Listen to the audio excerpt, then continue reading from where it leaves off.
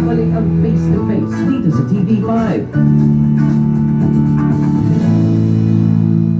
Si Angel, sobrang obsessed sa hair niya. Green. Oo kaya, bakit nga ba?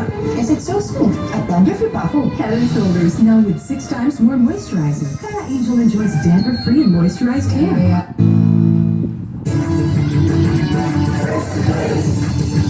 Mabait daw kasi talaga si Mang Reynaldo, kaya na-in-love si Catherine sa kanya. Ang mga magulang mo, Catherine, alam ba nila itong relasyon mo kay Mang Reynaldo? Tatay ko po. Ilang taon na ang tatay mo? 52 po.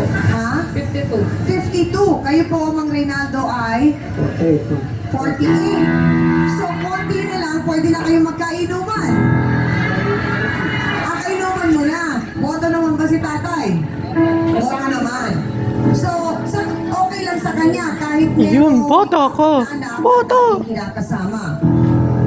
Okay po. Kasi may hiwalay naman po sila. Hindi naman po sila kasal. Kaso naghiwalay. Sinungaling yan. Ako nakakawa lang ako sa iyo, baka akala mo. Sa mga kala ng loob, kaya ganyan. Nakikita mo ba talaga yung sarili mo, Catherine, natatanda ka kasama si Mang Reynaldo?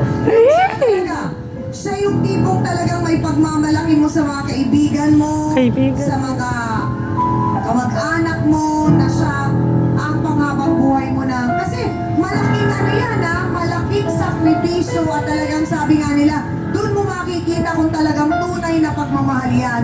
Pag ginaya mo ang sasabihin ng ibang tao. Kasi syempre yung mga kaidaran mo, ang mga kadate nila, o ang mga boyfriend nila, syempre, ay yung mga kaedad nila.